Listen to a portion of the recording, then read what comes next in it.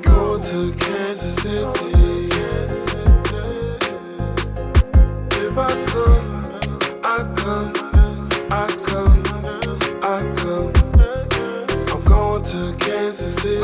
Welcome everybody to another episode of Choppin' It Up with the Cleavers. My name is Emmanuel Cleaver III. And I'm Emil Cleaver. Every Tuesday we drop a new episode. Subscribe to our YouTube channel, Choppin' It Up with the Cleavers, or check us out most places you get your podcast. So let me start off like this. I'm making a case. I'm building for something. So I did some research to see, just to find out some information about Mississippi. So right now, Mississippi has the lowest life expectancy and the highest rate of infant mortality in the United States. According to U.S. News, Mississippi ranks number 40, has the highest rate of poverty and ranks number 49 in education. Right now, the water quality is extremely poor, and this is nothing new when you in places like Jackson, Mississippi.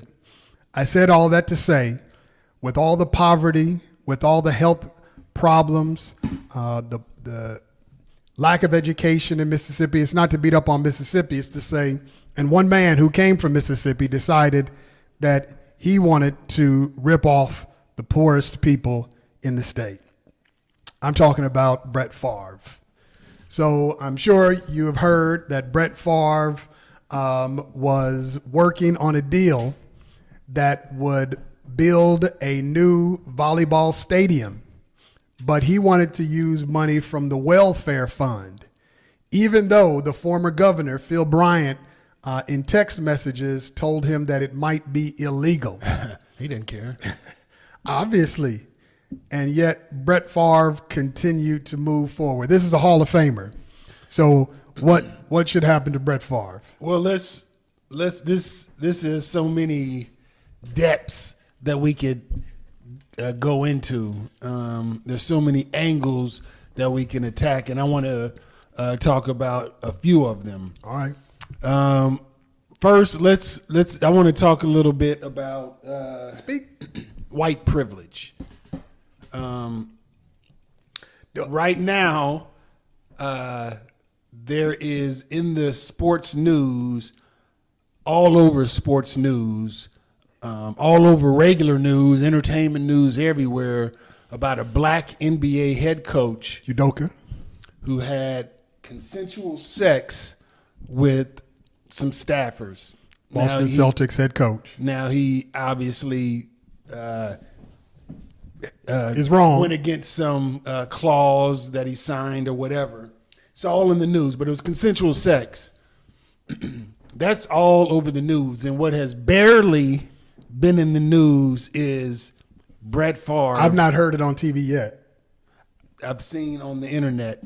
I've not heard it on report. TV. They just did a report, and ESPN is famous for giving their opinions. They have the sports shows where they give their opinions. Oh, that player ain't nothing. This player is great. That player ain't nothing.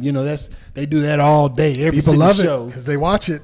I don't watch ESPN. This was just a report and saying what the facts were, which the facts already are pretty bad with that text message. But what it does is gives a whole new meaning to white privilege. Now, let me talk about white privilege a little bit. Okay. Why is this white privilege? You didn't? Did you say the coach from Boston was black? Oh, I'm sorry. The coach from Boston is black. Udoka, he's black, and he was suspended for a year. It's been all over the news, which basically means he's out of a job. He's out. Yes. Say what did you? That's just he's out of a job. And this has been all over the news. And what hasn't been is this little Lily White.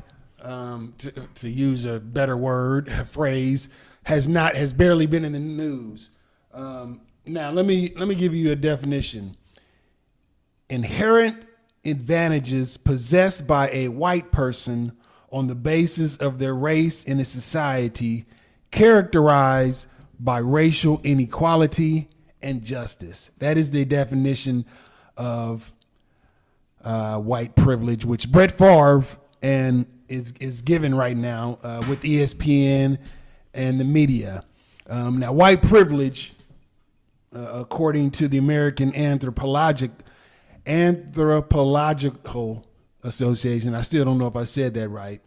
Anthropological. Yes. So, white privilege has roots in European colonialism and imperialism and the Atlantic slave trade. Absolutely. So, pretty much this white privilege notion, this notion of protecting whiteness, was started in colonialism. Well, and the queens of colonialism, ironically, are British, who have just passed away. You know, I think they passed that crown, which has those stolen stones from African countries. But that's another that's topic. another So which one was worse? Udoka or Brett Favre? Brett Favre is taking money from millions. He's taking millions. I mean, this money From was poor going people. to be given to disadvantaged, lower income people in that state. Instead, it's given to a close to a Spoiled. billionaire to support a multi-billion-dollar college to build a bigger and better stadium, volleyball stadium. I mean, the privilege given this man is unbelievable, especially since he could have just used his own money.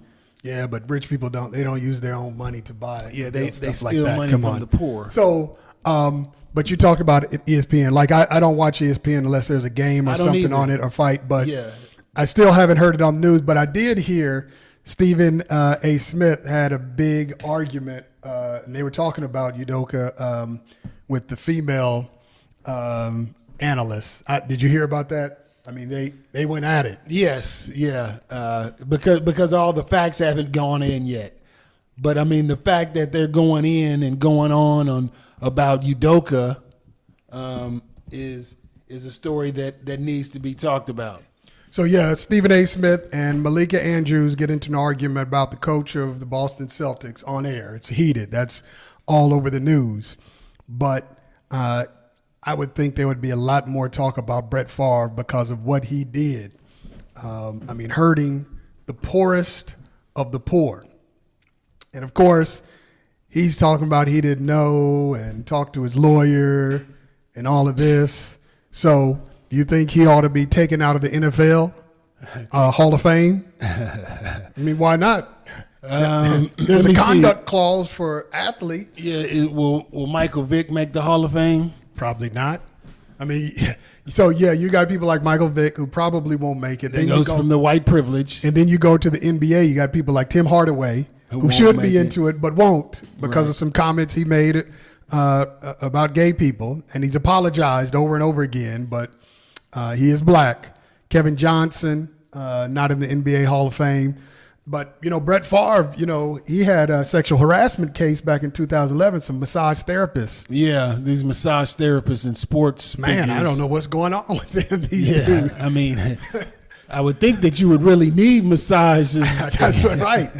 I mean, and that's what the massage therapists are thinking, that, hey. These athletes, Yeah. they really need it. I mean, they're not playing around. They really need massage. I mean, Brett Favre I would goes think there if for they- another reason. Yeah, I mean, but there are places they can go. They don't have to go to legit masseuses. But yeah, Brett Favre has received the royal treatment. The media has gone at this with kid gloves. Like I said, I still haven't heard it on TV. I watch the news every morning, and I still haven't. I've only seen it. I saw somebody post online on social media, so I went and looked it up, and then bam, there it is. But still nothing on the news. I mean, you would think an NFL Hall of Famer. He may have been a little overrated as a quarterback, but he's a Hall of Famer. Yeah, no question, he's a Hall of Famer. I mean, Sexual harassment case, and now he's a thief. But they call this stuff white collar.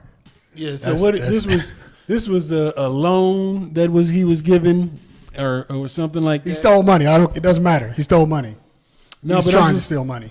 My point is that the stigma is that welfare free money has been given out to black people. Right. Okay. But the majority, most welfare programs are supporting white men. They're aimed at for white middle class. I mean, even from its inception of the welfare programs, they were aimed at white people and not even poor white people necessarily. I mean, it benefits mainly middle class more than it does the poor or lower income. But yeah, I mean, it's always benefited white people more than black people. But the stigma is that, you know, welfare programs are given are for lazy black people. Right. Yeah. You remember Ronald Reagan and his welfare queen. Welfare queens. But Ronald Reagan may have been the most racist president, if you all didn't know. well, I mean, yeah, close. He and Andrew Jackson. Andrew. I mean, there are a lot. I don't I say know. one is the most. Is a Yeah, bold well, Andrew statement. Jackson, yes. I mean, when you look at Andrew Jackson, we won't get into that now, but yes, I think you can boldly say Andrew Jackson. But anyway, so yeah, I mean, I don't know. I mean, the NFL, I'm sure they're not going to remove him from the Hall of Fame. But Yeah, so I wanted to make sure it was welfare funds that he Yeah. was using. So the welfare thing, I mean, it supports white men, and Brett Favre is taking full advantage of this. Full advantage. I mean, he could have raised the money. He could have had a backyard barbecue for him and his rich buddies. I mean, there's he plenty could have of got ways. some other investors, yeah. There's plenty of ways he could have got this done, but he would rather take money out of the hands of people that really need it. And yeah, I don't know if it should disqualify him for the Hall of Fame, but A lot of players didn't make it into, the NBA or NFL Hall of Fame for far less than that. yeah, Far less than that. yeah. So I don't know if there's any precedent of removing someone from the Hall of Fame once they're already in, but man, I mean, this is not a light matter. I No, mean, it's not. You can say, he didn't hurt anybody. I mean, yeah, he did. He Yeah. hurt a whole lot of people. Yeah, I think you can say he hurt people. Yeah. I mean, he hurt more people. A lot of people. I mean, it's countless. I mean, when you have citizens in Jackson, Mississippi, who have to use bottled water, and using bottled water for showers and everything is not sustainable. It's not. I mean, and that shouldn't even. That's another story. We have so many topics we can talk about, but like we said in previous weeks, no American should have to bathe with bottled water. Man, the governors of Mississippi. I mean, something has to. Yeah, I don't know what's up with that. I mean, I don't know what the punishment should be. I mean, he maybe jail time, maybe prison time. prison time to a predominantly black prison, which I mean that's a lot of them. That won't be hard to find. No, it won't. I think that's most of them. Black and brown, but yeah, I mean something. I mean paying it back or paying money and all that. He already did pay some of it back. Yeah, but that's not that's not good enough. Yeah, because I mean, he only paid it back because he got caught. Yeah. He has no remorse, no sympathy of what he did, because he knew what he was doing was wrong, because the text messages reveal that. But of course, he said he didn't know. Yeah. Did you read some of the text messages? Because one, he's texting the governors like, "We really need you behind us. We really need your name." And the former governor, he said in one of the text messages, "I'm too old to go to federal prison." He actually said that. He said that. He said that. But Brett Favre continued to try to get the money. It says a lot about Brett Favre. I know. It says a lot about that guy. I don't. I mean, have his teammates come out and said anything? I haven't heard Has anybody. any former NFL player said anything? They might. I don't know. I'm not saying they haven't. I'm just saying I haven't heard anybody from the NFL. The NFL, I mean, it's like a family. So Yeah, it's a they're fraternity. probably told, keep it quiet. Let's not say anything. We'll just play on with the season. But, I mean, somebody should say something. Maybe they have. Hopefully they have. Well, I mean, yeah, they've said something, but it's not. I'm talking about public to say, Major man, Brett news. Favre is wrong. Yeah. Oh, yeah. To say this dude needs prison time. Well, I mean, there's Stephen Angry Smith. How come he hasn't said anything? How come he I'm hasn't sure gone he said on something. a tirade? But you have, I mean, you don't watch him to know if Yeah, I if don't he know. has it. Maybe- So I don't know. You can't say he Maybe he hasn't. did. I mean, I just haven't heard. all the clips that come up on my timeline are him arguing with this black woman about Malika Andrews. yeah, about the coaching situation in Boston. I mean, But I guess my whole thing with that, I don't watch Stephen A. I don't watch ESPN News and all that. But isn't that what he always does? So what makes this? I don't know what makes this one special. I thought that's what he always did: argued with people and yell. yeah. So I don't know. And my thing is, it's not that serious. I mean, it's just a sports. I mean, it's Yeah, I would say, man, you don't. you're not playing in the game. Who do you know? I'm sure he always likes to say he knows folk. I remember SNL did a good skit on him. Keenan did a real good skit on him one time, talking about all the people he knows. I've been to his home. He's a very good friend of mine. I've been to his home, but he's not playing like anything. Yeah. Anyway, we'll see what happens with Brett Favre. Again, I think we could cut down on a lot of these serious crimes if somehow the federal government could appoint us to oversee things like this. Yeah.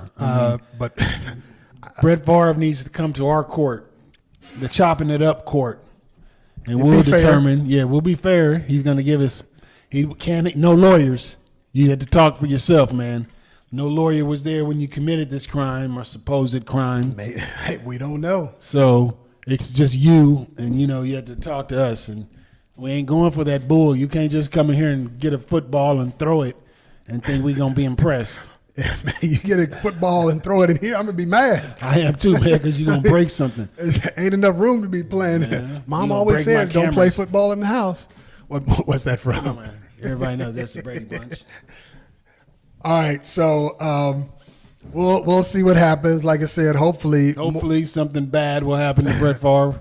I mean, yeah, in all Not actuality, death or sickness, but maybe jail he time. needs or- punishment, and it's more than just paying a fine, like they're going to do with the owner of the Suns and the Mercury. I mean, they just fined him $10 million. That ain't nothing to him. Nah, that's $10 million. that's- He's gonna take that out of somebody's salary. Well, when PayPal said they were going to withdraw their sponsorship, he's now trying to sell it. He's looking for someone to buy those teams. So anybody want to go in with me to buy the Phoenix Suns and Mercury? I got 5 on it, and I'm gonna let you know. As soon as I buy them, I'm gonna try to bring them to Kansas City. Yeah, so for those that don't remember last week, the Phoenix Suns owner, I guess he is mad, was upset that he can't use the N-word. Well, why can't I say it? You guys say it. Why can't I say it? I'll say it right. I'm disappointed with Brett Favre, man. I was never a huge Brett Favre fan. Yeah, I mean, I'm not surprised. You're He not- seems like a jerk. Based off what? Because of his sexual harassment cases? I Or- mean, that's enough. That's enough right there. But I mean, I remember when all the Black Lives Matter was coming up, and he had his little comments, and Oh, did he? Did he say something? yeah, he felt like he needed to say something. A couple quarterbacks said something. No, Drew Brees did. And, Yeah, he was man, one. he- Brett Favre was another, and now and I believe one year he won NFL's Man of the Year. I don't know how. For his efforts. What, for sexual harassment? For his work off the field. They didn't know that he was stealing the money. This dude, man. I mean, they praise him. He should be crucified like Michael Vick was. Yeah, I mean, that's the real comparison. Okay, so people are going to say, but in Michael Vick's case, there were dogs who were being killed. Dogs were dying. So they would say, there are many who would argue that what Michael Vick did was much worse. I don't think so. I mean, it was pretty bad that dogs were dying. That's bad. That's bad. But people not being able to drink water in America, I think that's really bad. Yeah, we don't know how many deaths have been caused Yeah. as a result of this. We don't know how many deaths would have gone forward if he had taken this money out of the welfare fund. Yeah. I mean, because people aren't getting medicine, people aren't getting things that they need. It's just a slower death is what it is. A terrible life to live, just being broke and not having the money. I mean, that was a lot of money. dude took, man. Yeah, I don't. I think he should have. I mean, All the sponsors need to let him loose. All that sponsorship money. Is he doing some commercials? Yeah, he's doing throwing- those like. Throwing footballs to Jerry Rice. Yeah, that's right. Yeah. No, yeah, he needs Jerry to. Rice is catching it and dancing for some chicken. He's not dancing for some chicken, man. Dance for some chicken. They're both doing. He's throwing it, and Jerry Rice is catching it, and they're getting paid for it. That's and it. then he goes and dances for some chicken. When I haven't seen the Yeah, chicken. what? You ever seen Jerry Rice? People were, and it was an uproar that he was on. Well, I think it was What chicken? Popeyes, and he was like, "What you gonna do for this chicken? Would you dance for it?" Yeah, I dance. Woo-wee. Then he started Man, dancing. and I'm Jerry telling Rice, you, come on, man. Go look it up. I'm gonna have to. I missed Jerry that. Rice I dancing missed that. for chicken. For some Yeah, chicken, was yes. it a big piece or was it? I think it was a wing. Man, you I ain't don't dance know. for no I mean, wing. you know. That ain't enough. Yeah, but it was. Well, he was a wing man. I mean, Still, so yeah, Jerry Rice was dancing for chicken. That's why, in case anybody didn't know, there was an uproar about it, and it was right after the time that he said something about Black Lives Matter. But yeah, he yeah. had a commercial and he Look at this headline: Twitter cooks Jerry Rice's coontastic Popeyes chicken wings commercial. yeah, I mean a black man danced for chicken. Come on, man. That's what I'm saying. Brett Favre throwing him the ball, and then he run into the touchdown, dance for some chicken. I want this chicken. I want the chicken. Yeah, it's crazy. Yeah. So, but I think, the Brett Favre, he ought to receive just as much attention as Michael Vick. I think it's just as bad, maybe worse. Yeah. Because I mean, he's depriving human beings. I mean, animals. Yeah, we want to make sure we look after the animals, but we want to look after the humans first. Yeah. And Seems obviously like there's he more didn't. rights to protect animals than humans. Well, Brett Favre is from Mississippi. Yes. And Mississippi has a long history. I Mississippi- don't know if it's like that now, but they do. They have a checkered past when it comes to race relations. Yes, And to say the least. Brett Favre may have grown up in that environment, so he may not have cared. He did grow up in it. He may not have cared that he Yes. was stealing. I mean, like he was like, these are black people, so what? And black and poor people. Unless they can catch touchdowns, Yeah, who he cares doesn't if care. they get the money they need? Yeah, unless they're my buddy Jerry Rice, the chicken dancer. Man, oh Brett Favre. So we'll see. Like I said, hopefully there will be more of an uproar with what's going on. There was also in the news a bus driver, older white gentleman, who was trying to man. force two black kids, a brother and sister, to sit in the back of the bus. Yes, the video is online. And they didn't want to. And so he tries to make them do that physically. Where was this? I don't know. Look it up. I don't know. But physically, he tries to have them removed. But the little girl, mad props to her. I don't know her name. But when the older bus driver was trying to get the young boy, and she's like, that's my brother. And she stood up and tried to protect her little brother. But the bus driver, he didn't care. Now, he was charged. Morgan County, Georgia. Oh, well, hey. He was fired. Yes. Thank goodness. Well, see, I think in instances like that, you don't have to fire him. Just send him to the parents of those kids' house. Let him Parents take care of him.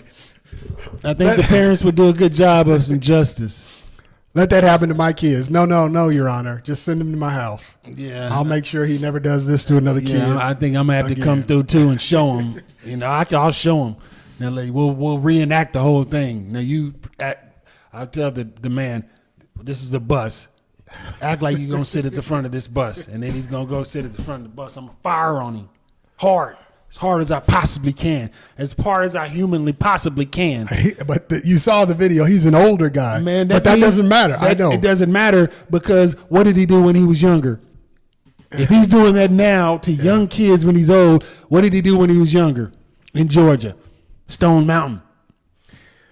And, even if he's old, once you cross the line with those kids, then, you're all fair game. Your Yeah, I age, you believe can't it. use your age like, Yeah. oh, I'm an old man now. Nah, not after that. Not after that. Not after you touch some kids like that. No, that's crazy. So Do we have to have our bus driver? And I know bus drivers are under a lot of stress. Yeah, that's a tough I job, just understand like that, teachers. Just like teachers. But that's one of those jobs you have to always be on. You need to make sure you get plenty of sleep the night before. Whatever's that required. You can't stay up late watching Game of Thrones or something. You got to get to bed. And I mean, in bus driving training 101, I'm sure they say you don't put your hands on the kids. Yeah. So, but they were black kids, so he thought that, you know, back in his day, he was saying, back in my day, you could do that. Yeah, he probably doesn't even understand why he got fired. Yeah, he may have killed someone before. But you see those pictures where people are at those lynchings and they're smiling. Look at, we burned this nigga right here. He could have been in that picture as a kid eating some hot dogs while he's watching this black man burn alive. Now he's mad because he can't do it. All he can do is, you better sit at the back of the bus, little black nigger kids. Well, he got fired, I think, and the charges. That's not enough. But there have been he's facing charges now. Yeah, criminal man. Charges. You got to. You can't touch a kid like that. You can't force him move a kid like that just because you want him to sit at the back of the bus. And the thing is, the front of the bus was designated for kids his age. Right. He was a younger kid, and the younger kids are supposed to be sitting at the front of the bus, and the older kids sit toward the back. So he was sitting where he was supposed to. So this bus driver just took it upon himself to have. He was mad at Rosa Parks. That's what it is. He was still tripping off that. Yeah, he may have been there when Rosa Parks was sitting on the bus. That's a long time to be tripping. He may have been a kid, and they watched this. Damn, this little black That's a long time to be upset, though. Man, that's what I'm saying. Between then, what has he done? Has he murdered some black men? Has he put some black men in prison? Has he falsely accused a black man of rape? I mean, this ain't the first outburst that he's done against some black people. We need to look into his past, and this man may have some bodies under his belt. I mean, if he's bold enough to grab a kid, he knew the cameras were on. Yeah, I mean, everybody should know the cameras are always on. If you don't know that now, by 2022, man, probably something wrong with you. That the cameras aren't always, they're always on, always watching. Again, I think chopping it up. We have a good court, a good fair system. Send Brett Favre our way as well. What system? A good punishment. The punishment. So send Brett Favre to us and this bus driver and the bus driver, and we will make sure that they will never do this again, especially that bus driver. Because I see for hitting little kids. The bus driver's he's not gonna walk out the same way he came in. Brett Favre. Put your hands on kids, man. Come on now. Yeah, now Brett Favre, we would send him to a all black colony and a black neighborhood where he was on house arrest, and he would have to just deal with Ray and cousin Willie and them. And no, here's what you do: you put him in his house, in the hood, and you take out from his bank account millions of dollars. Yes. And put it in the house and tell him you have to protect it. You put no phones. You put all his money there in cash in that house, and you tell everybody in the neighborhood, "Hey man, he got $1 million worth of cash in there." And then if you can make it through a week. A week, man. Come on, that's ridiculous. Well, you can make it through 1 hour. As soon as you tell people he has millions of dollars in cash in his house. And he has no phone, no computer. Nothing. Come on. He has nothing. That money's gone. He has just a good lock. I know people are out there saying, man, that's a good idea. Yeah, that's what I'm saying. Send the people to our court. Yeah, we have a good court system. Give us a court show. They gave Steve Harvey one. Steve Harvey gets he must have a good agent. I mean, he have a court show, man. He's the best agent in the world. Well, him and Nick Cannon, because Nick Cannon does everything too. Yeah, and as the last thing before we move to the top five, this is just a brief thing. So Republican Representative Liz Cheney, who Donald Trump hates because she refused to say that the election was stolen, said this past Saturday that she would be willing to campaign for Democrats against Republican candidates who deny the results of the 2020 election.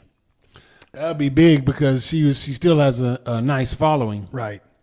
But mad props to her simply because, I mean, how can you deny it? The claims of the election being stolen has been knocked down time and time again. So the people who are saying it, the people who know, people like Josh Hawley and probably is Ted Cruz still saying, I think DeSantis, he and Trump are getting into it because those are going to be the top competitors for that Republican seat. So those two they're at odds with each other.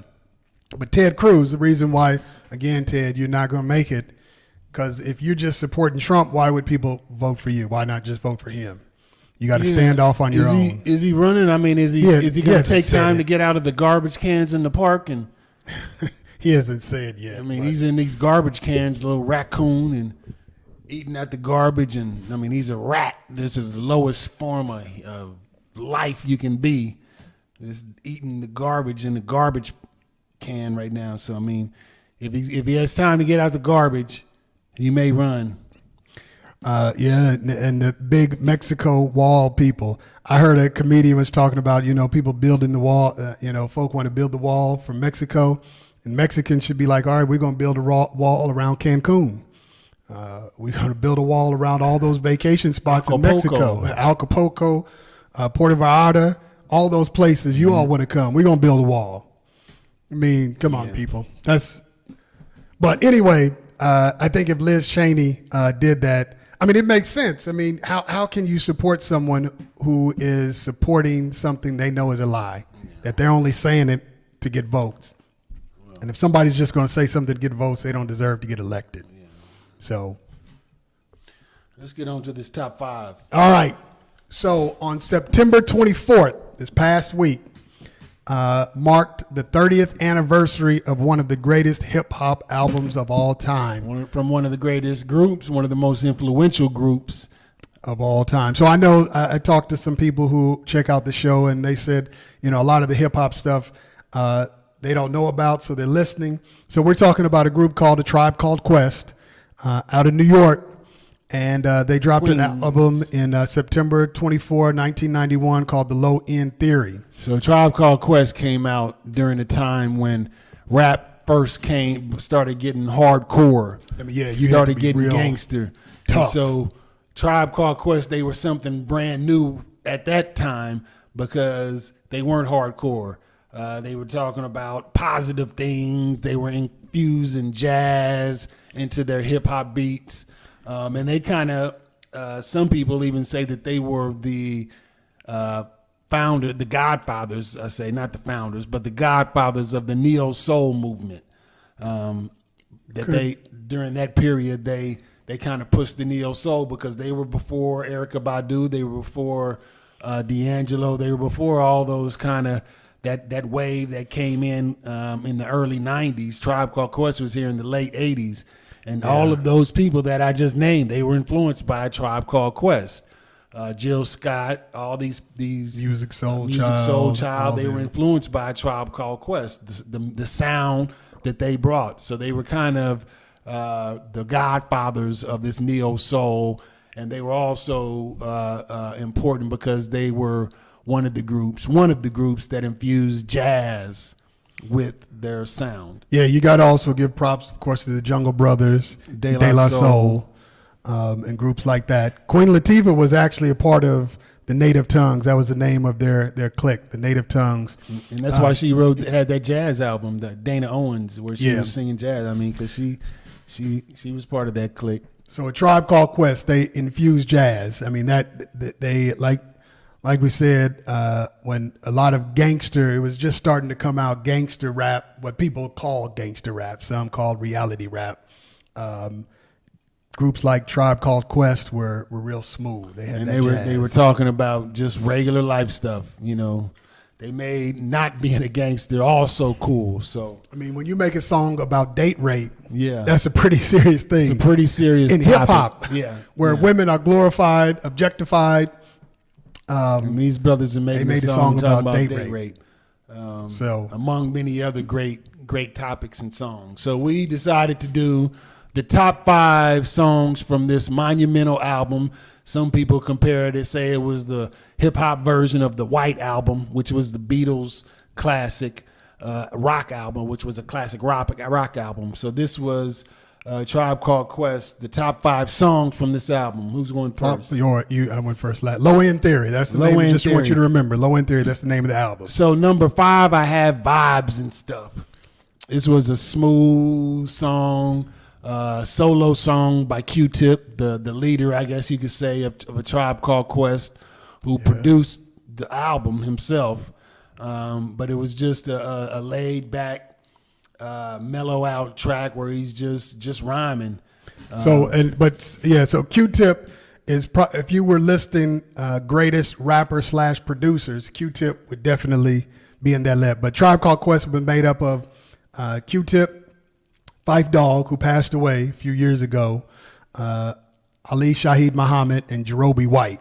Those were the members. Four members, 4-man the Tribe Called Quest. So Vibes and Stuff, I'm gonna put number 5. Number 4, Bugging Out, and this was a song where they say Phife Dawg kind of came out. Yeah, because the first album he rapped sparingly, but this album he was more on it. He had a solo song on this album, I believe, and but this song Bugging Out, microphone check 1 2, what is this?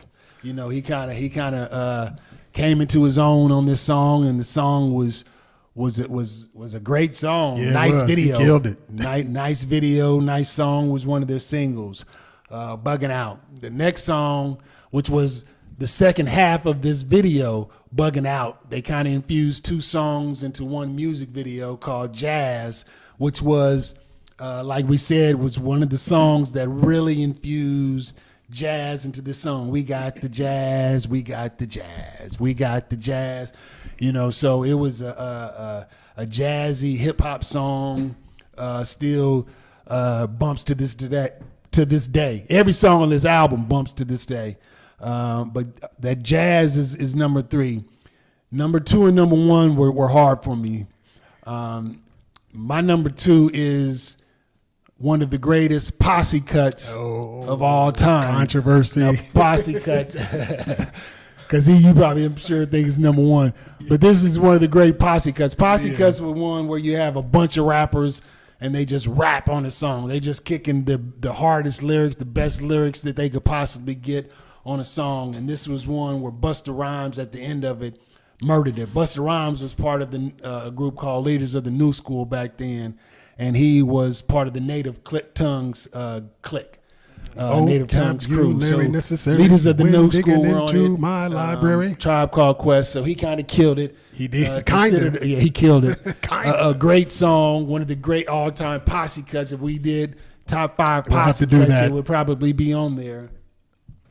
But number 1, I'm had to put Check the Rhyme. I knew it. Check the Rhyme, one of the greatest rap songs of all time, if you ask me, because it kind of tells who Tribe Called Quest is. It tells who Q-Tip is and Phife Dawg. They talk about coming up, rhyming. So I think if you want to be introduced to a Tribe Called Quest, this is the song that does it. In my opinion, probably. There are plenty of songs, but if you say, okay, I want to listen to Tribe Called Quest for the first time, I would say this is a song that incorporates Bonita Applebum, of course, from their first album, was kind of their breakthrough song. But Check the Rhyme is number 1 for me. I know a lot of people out there, Tribe fans, are like, man, how could you not put Scenario number 1? But Check the Rhyme. Check the Rhyme is up there. So mine is, I got some of the same songs. Number 5, I put Jazz. We Got the Jazz.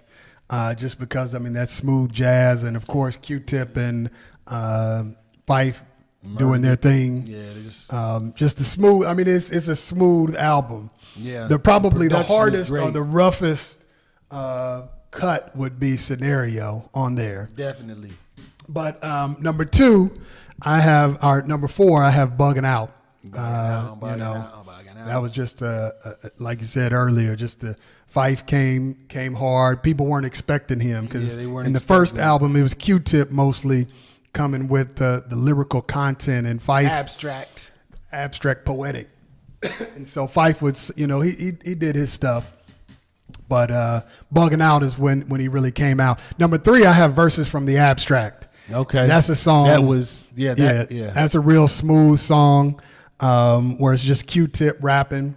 And, I mean, yeah. He's just having fun with it. Right, yeah, just having fun, spitting. talking about various things. And, you know. At one point in time, that was my favorite song on the album. Yeah. They switch up. So Yeah. you ask me a year from now, it may be a different top 5. Absolutely. Because I still listen to the album. Yeah, I might listen to it tonight.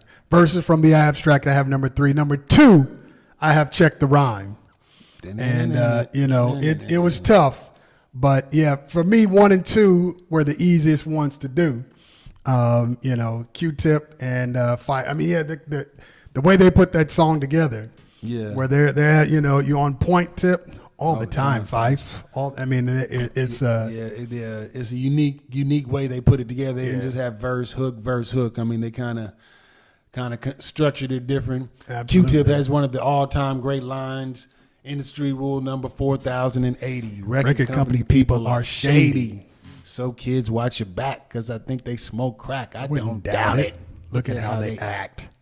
For me, number 1, of course, has to be The Scenario. So you had everybody, and Fife Dog starts it off, and he kills it. Yeah. I mean, he starts it off right, man. And then you got other leaders of new school. Of course, you talk Busta Rhyme, he ends it, but you got Charlie Brown, you got Dinko D, and then Q-Tip. I think Q-Tip is like he's really setting Busta Rhymes up to really set him up. And that was, you know, Q-Tip's part was really just setting Busta Rhymes up. But, I mean, everybody did their thing on that. And, yeah, it is one of the best posse cuts out there. I'm trying to think. And Busta Rhymes was a frequent collaborator of Tribe Called Quest. You could almost say he was an extended member, he and Consequence.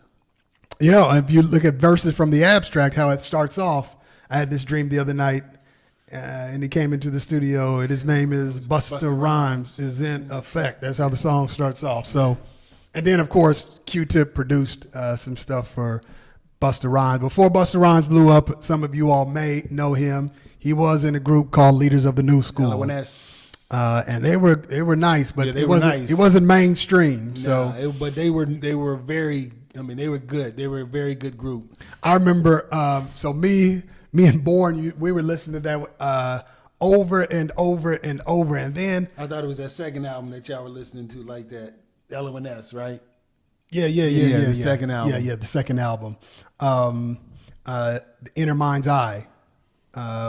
And we were listening to that over and over, and then I read something like that it hadn't sold well. And I'm like, what in the world? Because in my mind, this thing was platinum. It was one of the greatest albums out. I was like, this album is platinum. This should be platinum. And they say it didn't sell well. Nobody bought it. And I remember rolling with, I'm not going to say his name, somebody we went to school with in Hogan, and we were rolling around all night. We put in that L.O.N.S.